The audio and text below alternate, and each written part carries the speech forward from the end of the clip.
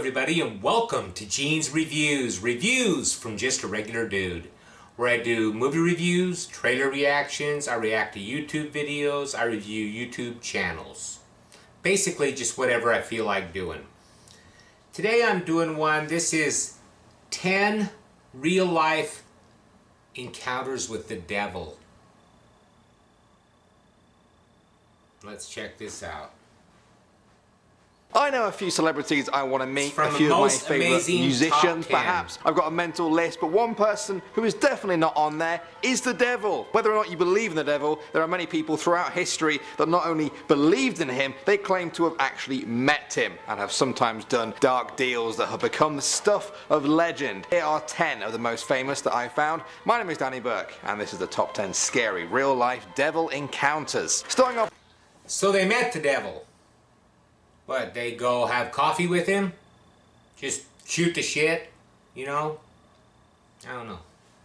Number 10 now, we have The Illusionist. This is said to be a true story from Juarez in Mexico of when the devil appeared to a man there. It happened in 1942 and was later told by his son before spreading around the world. On a summer's day, the man went down to see the circus in town with his father and his brother. The shows weren't very interesting that year, but they met two girls and went off to hear some live music. Suddenly, they were stopped by a short man in a dinner jacket. He claimed that he was the greatest illusionist in the world, but that the circus turned him down because his act was so terrifying. The owner had accused him of being the devil. This got the man and his brother's attention. The stranger said they could see the amazing trick at his home. They followed the stranger back and sat on a sofa in his trailer. The stranger extended his arm and began running his left hand over his gloved right hand, all while chanting a strange tongue.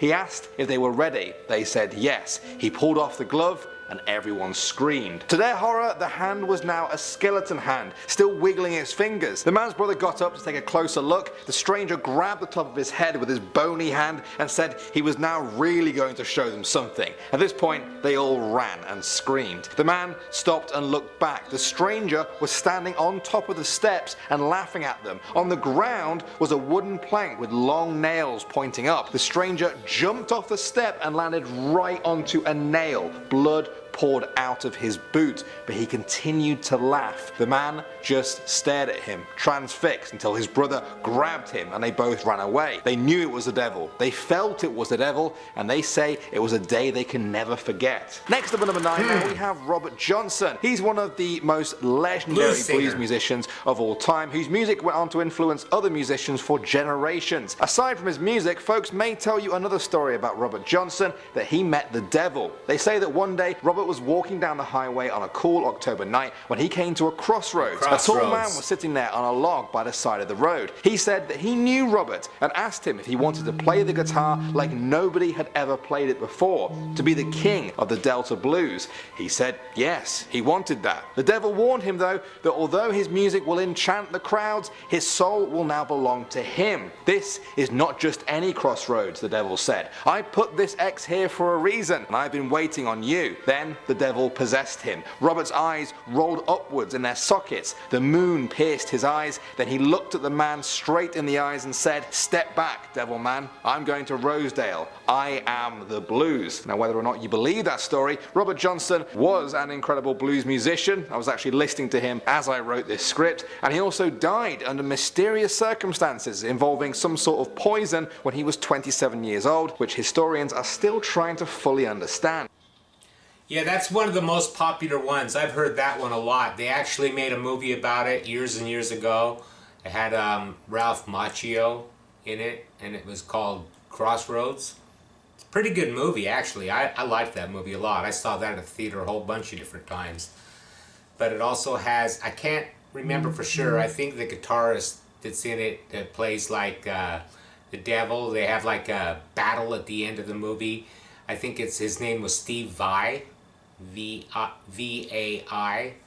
But yeah, that's a good movie if you get a chance to check it out. And that is a really popular story about Robert Johnson selling his soul to the devil.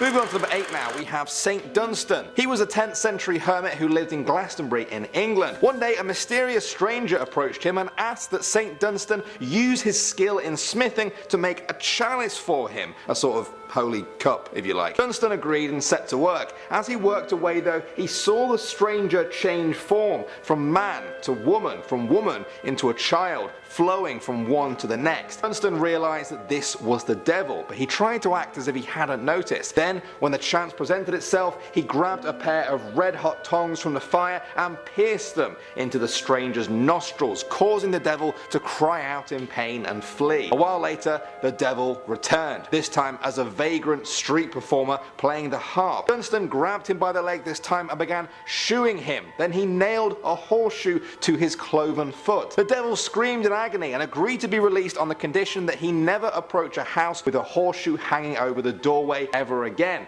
This gave birth to the legend that horseshoes are lucky and even keep the devil at bay. Moving on to I think that one's just a story. And I kind of think the first one is just a story too. Let me know what you think.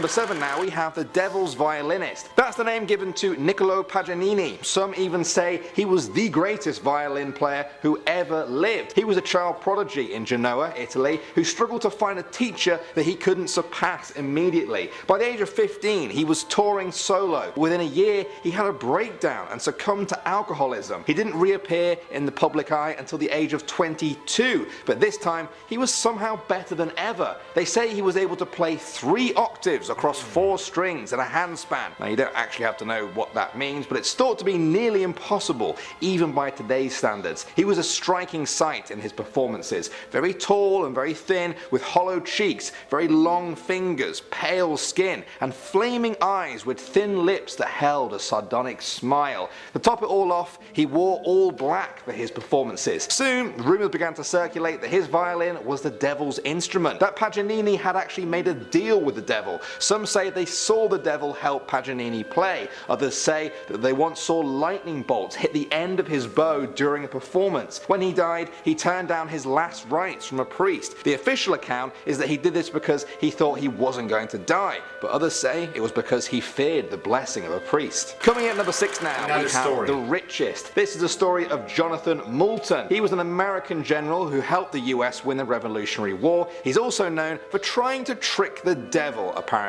Despite being very rich, Moulton wanted more. One night, sitting in front of his fireplace, Moulton said out loud that he'd sell his own soul to the devil to be the richest man in the province. Not one to miss out on the offer of a soul, the devil appeared right there and said that he would make the deal and fill Moulton's boots with gold coins every single month. For a while, Moulton enjoyed finding the gold in his boots every month, but soon he wanted more and he hatched a cunning plan. He cut the bottom of his boots off and put them on top of the chimney. The devil filled up the boots, but eventually noticed the shoes never filled. Coins were just tumbling down the chimney where Moulton was practically swimming in them. As revenge, the devil took back all the gold he'd ever given Moulton. He burned down the house and kept his soul in hell for eternity. Legend says that years after his death, Moulton's grave was opened, and instead of a skeleton, they found a coffin filled with gold. Man, that devil is a son of a bitch, isn't he? Give you all that money and then take it away.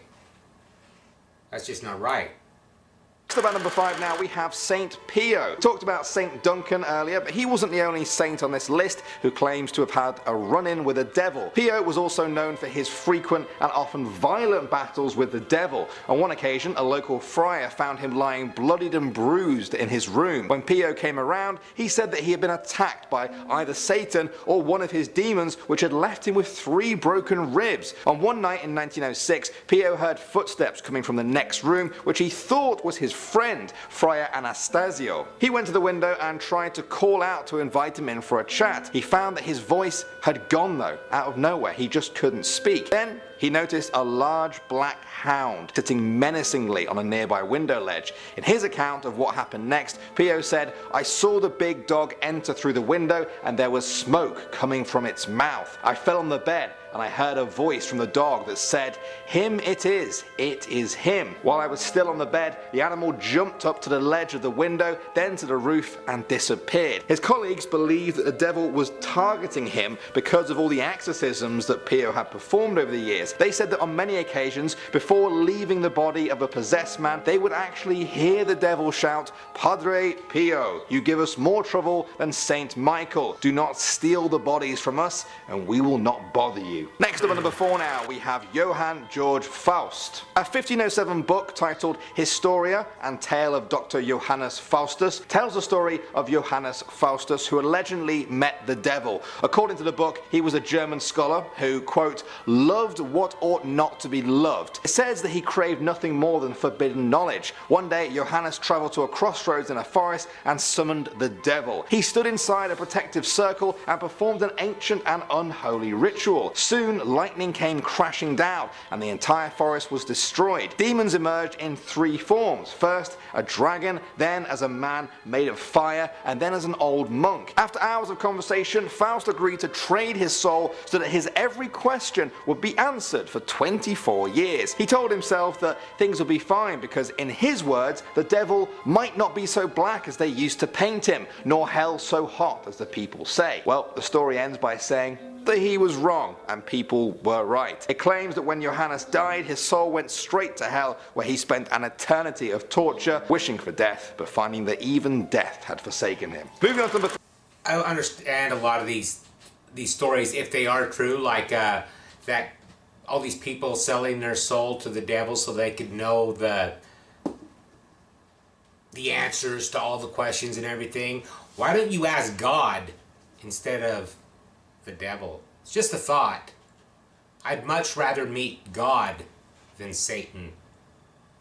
Now we have the Signed Pact. Father Urbain Grandier was a French Catholic priest who, in 1632, was accused by a local group of nuns that he had bewitched them and sent demons to commit evil and impudent acts with them. Investigations into Urbain reached a new level with the discovery of what people claimed was a physical contract written on paper between Urbain and the devil. The contract was said to be even signed by Urbain, the devil, and a number of different demons. It read, "We, the influential Lucifer, the young Satan, Beelzebub, Leviathan, Elimi, and Astaroth, together with the others, have today accepted the covenant pact of Urbain Grandier, who is ours. And him do we promise the love of women, the flower of virgins, the respect of monarchs, honors, lusts, and powers." That's where it ended. Well, whatever you guys think about all of that, the local court found him guilty and sent him to burn at the stake. Moving on now to number 2, we have Saint Gemma Galligan. In her diaries, she wrote that she believed the devil himself was waging a personal war against her. In one famous passage, she wrote, "The demon came before me as a giant of great height, and kept saying to me, 'For thee there is no more hope of salvation. Thou art in my hands.' I replied that God is merciful, and therefore I fear nothing. Then, giving me a hard blow on the head in a rage, he said,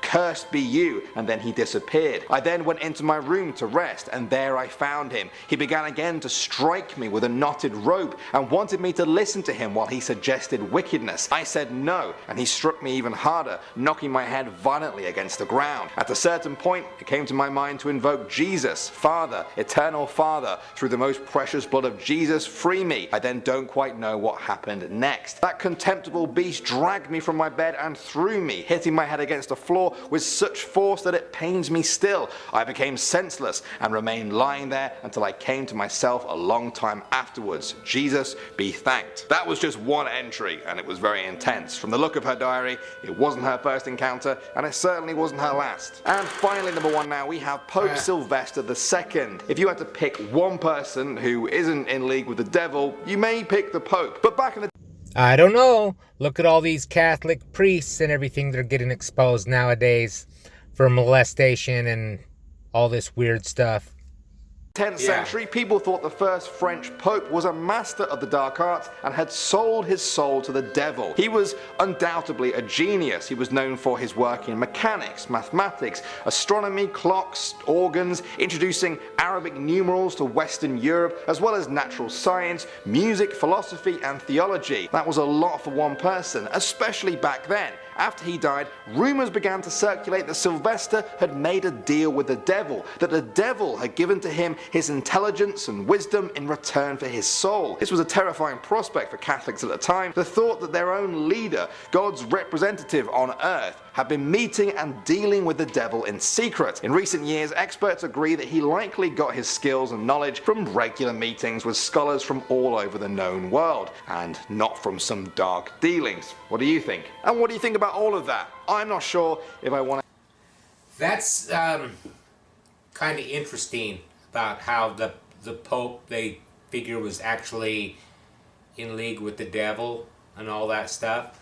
I find that interesting because that's what I think a lot of those evangelists and stuff are. I don't think, instead of preaching good and everything, they're just trying to pull the wool over your eyes. I don't believe any of them. And like even, and I don't know a lot about it, but Scientology, I think that's a cult. But that's just my opinion.